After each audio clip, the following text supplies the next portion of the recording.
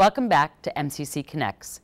Joining me now is Marci Barnes, Program Manager of Community Education and Training. Hi, Marci. Hi, how are you? Good, how are you? Good, thanks. We had such a wonderful time this summer going out and visiting your summer camps, and you're the Program Manager of the summer camps, correct? Yes. Here at MCC.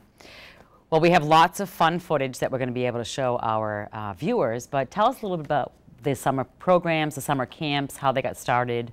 Okay, great. We have about 30 summer camps, I would say, a little more than 30. And they started about 15 years ago on the Bedford campus of MCC with a computer camp. And since then, they've really escalated. We actually had the opportunity to go to Nashua Airport this summer to the ACE camp. Tell us a little bit about that.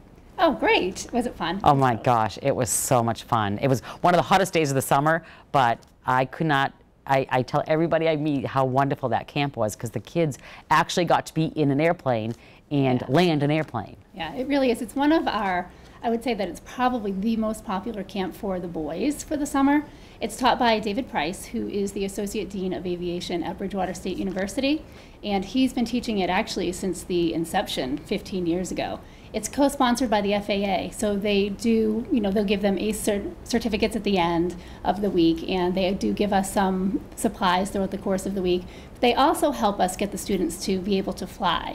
We bring students in from the local area, and it's usually a day camp, and during this day camp we'll talk to kids about how airplanes fly, parts of a plane, different careers in aviation. That's the whole career component. This camp is 4 days, and so this is day 2. So what we did yesterday was we talked about parts of a plane, did some team building things because the kids don't know each other.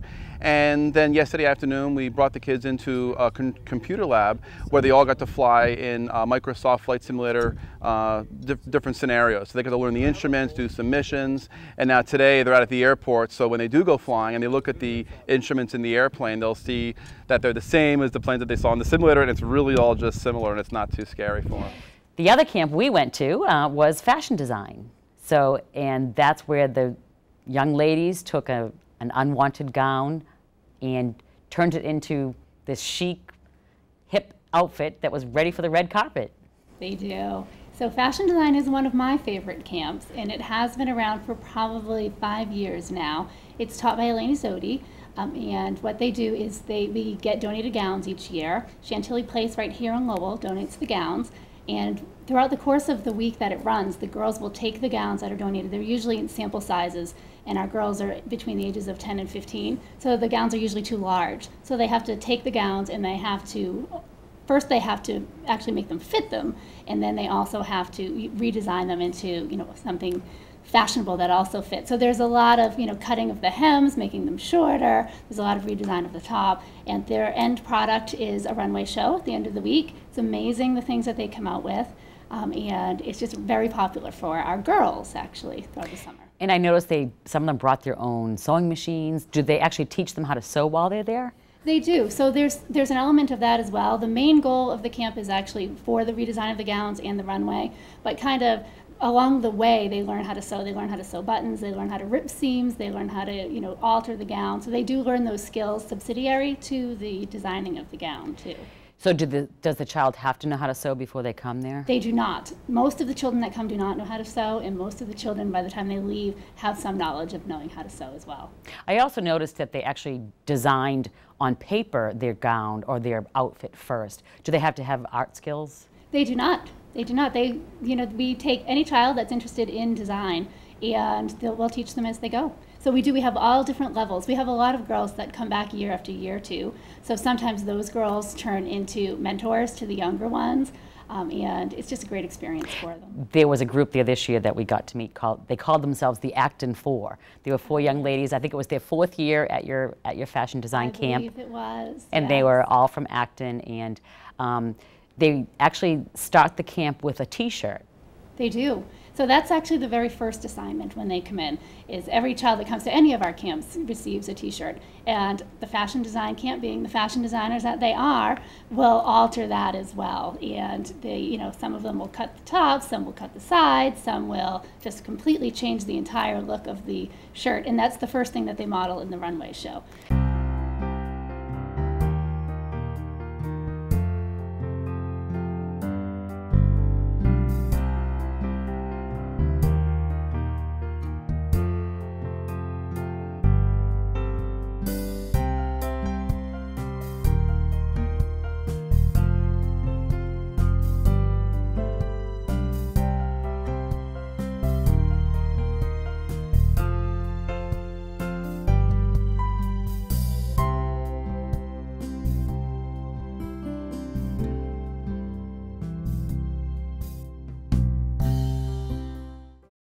Now take us to one of my favorite, again, all of these are my favorites, that's why I chose them all.